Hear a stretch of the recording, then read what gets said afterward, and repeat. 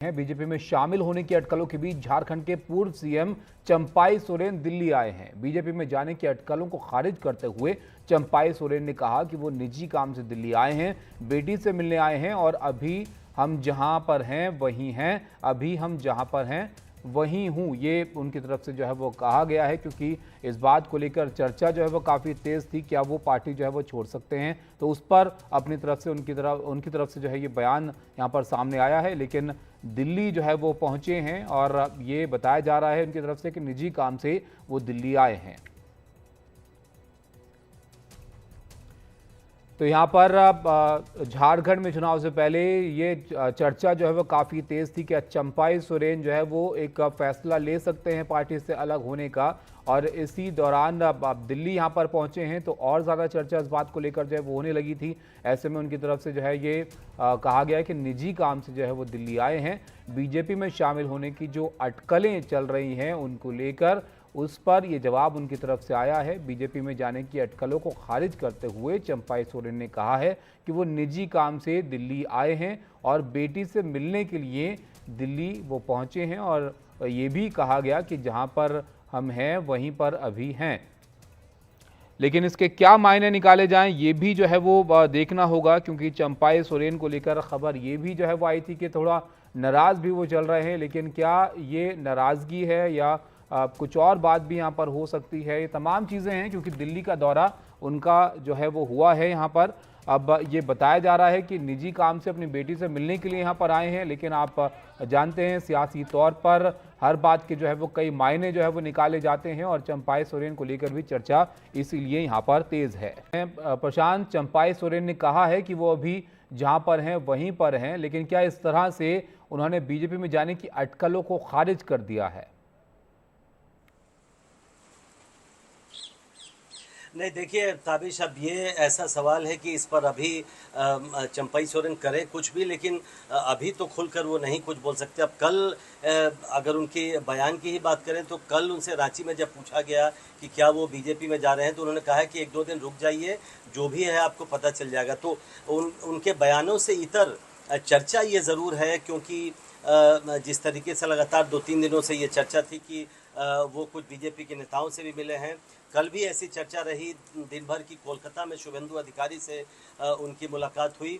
तो माना ये जा रहा है कि संभावना यही है कि शायद चंपाई सोरेन कुछ और अपने विधायकों के साथ, कुछ और अपने साथियों के साथ बीजेपी में आ सकते हैं।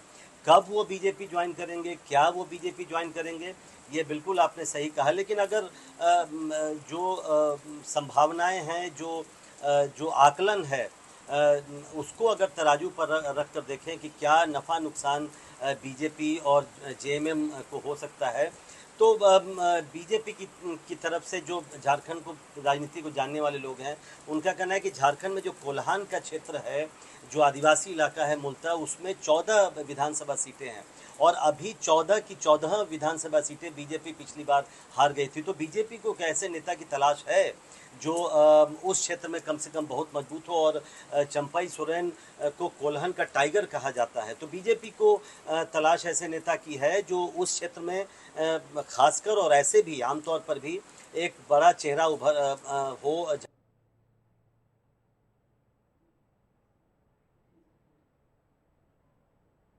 चलिए प्रशांत, आपकी आवाज़ में कोई दिक्कत है, हम तक ठीक से आपकी आवाज़ नहीं आ पा रही है। लेकिन जैसे कि प्रशांत बता रहे थे कि चंपाई सोरेन क्या फैसला यहाँ पर लेते हैं, इस पर स्पष्ट रूप से भी कह पाना कुछ भी जो है वो शायद मुश्किल हो, क्योंकि उनकी तरफ से भी जो है वो ये कहा गया, जब उनसे पूछा गया था कि आप कुछ दिनों में जो है सब साफ हो ही जाएगा। तो अब दिल्ली में उनका दौरा है तो इसलिए कई तरह के कयास भी यहाँ पर हैं। लेकिन प्रशांत, जैसे कि आप बता रहे थे कि 14 सीटें ऐसी बताई जाती हैं कि जहाँ पर इनका प्रभाव जो है वो काफ़ी है, और जाहिर है बीजेपी को तलाश होगी एक ऐसे चेहरे की जो उनके लिए मजबूत वहाँ पर जो है वो साबित हो। लेकिन जेएमएम क्या यहाँ पर कर रही है? क्या वो तैयार हैं अगर वो जाते हैं चंपाई सोरेन पार्टी छोड़कर, या उसको लेकर कोई रणनीति उनकी तरफ से भी नजर आती है? जी देखिए ताबिश, जाहिर है चूँकि चंपाई सोरेन ने ही जब अपने पत्ते नहीं खोले हैं तो झारखंड मुक्ति मोर्चा भी सार्वजनिक तौर पर पब्लिकली कुछ कहने से बच रही है। लेकिन अगर जेएमएम की बात करें तो उनके लोगों का ये कहना है कि उन्हें ऐसा कुछ नहीं लगता है कि जिस क्षेत्र से चंपई सोरेन आते हैं या पूरे राज्य में जो उनकी राजनीति है झारखंड मुक्ति मोर्चा की, उस फिलहाल नहीं दिखती है। हालांकि उनको चंपई सोरेन को इस क्षेत्र का टाइगर कहा जाता है, वो बड़े नेता हैं, इसमें दो राय नहीं है। मैं ये भी बता दूं कि हेमंत सोरेन, चंपई सोरेन, उनका सरनेम दोनों सेम है, लेकिन दोनों अलग अलग इलाके से आते हैं। और बिरसा मुंडा का जो इलाका है उसी इलाके से चंपई सोरेन आते हैं। लेकिन जेएमएम को लगता है फिलहाल, और जो झारखंड की राजनीति को समझते हैं, कि फिलहाल ऐसा नहीं लगता है कि चंपई सोरेन के जाने से कोई बहुत बड़ा इम्पैक्ट जेएमएम की राजनीति पर पड़ेगा।